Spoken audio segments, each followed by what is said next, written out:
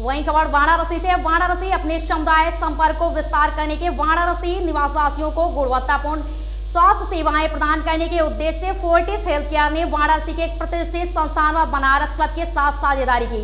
सहयोग सम्मेलन में 2024 की औपचारिकता आज बनारस क्लब की हाल श्री विश्वभूषण मिश्रा, मुख्य कार्य अधिकारी काशी विश्वनाथ, कॉरिडोर वाराणसी राजीव राय, अतिरिक्त नगर आयुक्त वाराणसी में उपस्थित हुई।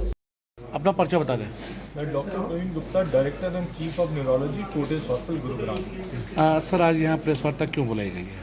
इसलिए बुलाई गई है कि फोर्टिस हॉस्पिटल और बनारस क्लब मिलके एक गठबंधन कर रहे हैं, जिससे कि बनारस के लोगों और बनारस क्लब के मेंबर्स को कुछ प्रिविलेज दी जाएं और फोर्टिस अपनी सुविधाएं बनारस में भी मुहैया कराए, प्रिवेंटिव हेल्थ और रेगुलर ओपीडीज के द्वारा और टेलीमेडिसिन के द्वारा। क्या कहना चाहेंगे बनारस क्लब और से जो आपका समझौता हुआ है, MOU साइन हुआ है, कितने साल के लिए हुआ है?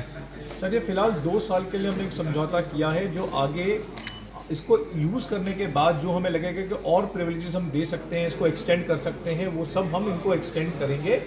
और आपने सवाल पूछा क्या यह इसका विस्तार भी किया जा सकता है, तो हम इसका और जितना तक भी विस्तार करने की कोशिश करेंगे। बता दें। तो मैं डॉक्टर रिंकी कुमार बंसल, मैं गैस्ट्रोएंटरोलॉजिस्ट हूँ। तो जो अभी जैसे आपने एक बड़ा इंपॉर्टेंट क्वेश्चन पूछा था कि ये किन लोगों के लिए और इसकी टाइम क्या है, तो हमेशा ना एक शुरुआत एक ग्रुप के साथ होती है, एक शॉर्ट ड्यूरेशन के लिए होती है, एंड जब वो सक्सेसफुल होता है देन फिर अदर लोगों को जोड़ना होता है। कई बार क्या होता है कि हम बहुत मास पॉपुलेशन को जोड़ लें और अनलिमिटेड पीरियड को जोड़ लें और हम डिलीवर नहीं कर पाएँ, तो फिर उसका फ़ायदा नहीं है। हमारी सोच जो है वो है कि एक ग्रुप के साथ स्टार्ट करते हैं, लिमिटेड टाइम में करते हैं और परफॉर्म करते हैं, देन हम आगे बढ़ते हैं। हम अदर लोगों को भी यहाँ से जोड़ेंगे। हम इस धरती पे आए हैं तो इसको हम आगे तक लेके जाएंगे चीज़ों को, लेकिन यस हमें थोड़ा एक टाइम चाहिए और ताकि हम अच्छा डिलीवर कर सकें। थैंक्स। अपना पर्चा बता दें।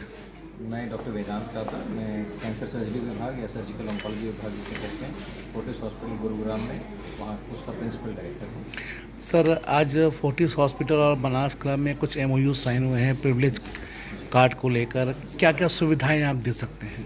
तो अरविंद जी ने आपको बताया था थोड़ी देर पहले कि इसमें जो बनारस क्लब के मेंबर्स हैं उनको कुछ डिस्काउंटेड रेट पर वहाँ इलाज होगा और उनको कैसे इलाज के थ्रू नेविगेट करना है एक जगह से दूसरे, क्योंकि जब भी कोई व्यक्ति यहाँ से एक नए शहर में जा रहा है, नए अस्पताल में जा रहा है, जब हम भी नए अस्पताल में जाते हैं तो हमें वो भूल भुलैया जैसा लगता है, तो उनको वहाँ पर एक से दूसरे डिपार्टमेंट में जाने में, उनकी बाकी सारी सुविधाओं को लेने में कैसे मदद की जा सके। कल के कुछ लोग उनको स्पेशली आके बता सकते हैं कि हाँ आप इधर से उधर कैसे जाएँ, कहाँ पर ये इलाज होगा, कहाँ पर ये जाँच होगी। इसके लिए ये एक स्पेशल MOU साइन किया गया। चूँकि आप एक सीनियर कैंसर सर्जन भी हैं डॉक्टर साहब, तो इस बीमारी से बचने के लिए, बचाव के लिए क्या टिप्स बताएंगे? अच्छा आपने सवाल किया है। जैसा मैंने बताया भी था कि कम से कम 60% कैंसर लाइफस्टाइल की वजह से, और वो लाइफस्टाइल हमारे हाथ में है काफ़ी हद तक। सबसे पहले नाम आता है तंबाकू का, और बनारस में ये थोड़ा ज़्यादा विशेष हो जाता है। हाँ, मैं खुद बनारस का पला बड़ा हूँ तो मुझे मालूम है, मैं पैके पान बनारस वाला, और तंबाकू के साथ हो जाता है। तंबाकू के अलावा शराब, और यदि तंबाकू और शराब मिल जाए तो वो 1 और 1 2 नहीं रह जाता, वो 1 और 1 11 होता है। तंबाकू किसी भी रूप में, चाहे आप चबा रहे हो, चाहे सिगरेट पी रहे हो, बीड़ी पी रहे हो, हुक्का पी रहे हो, और इनफैक्ट इलेक्ट्रॉनिक सिगरेट भी, ई सिगरेट सेफ़ नहीं है, उसको इसी तरह एडवर्टाइज किया जा रहा है कि ये सेफ़र है, थोड़ा सेफ़र है लेकिन सेफ़ है। तो इन सब से बचना चाहिए। आज के युवाओं के लिए क्या कहना चाहेंगे? उन्हीं के लिए कह रहा हूँ, ये आज के युवाओं के लिए ही है, क्योंकि आजकल के युवाओं खासकर बच्चियाँ और महिलाएं बहुत ज़्यादा स्मोकिंग की तरफ आकर्षित हो रहे हैं, और इसको यदि बंद कर दें, सिर्फ टोबैको को बंद कर दें, तो 30 से 35% कैंसर्स कम हो जाएंगे। इसके अलावा मोटापा, एक्सरसाइज का नहीं करना, खान पान में गड़बड़ होना, आजकल हर आदमी बाहर जाके खा रहा है, जंक फूड खा रहा है। हम भूल गए हैं कि हमारे दादा दादी नाना नानी क्या बताते थे, जो लोकली अवेलेबल सीजनल और घर का बना हुआ खाना है वो बेस्ट है हमारे। थैंक्स।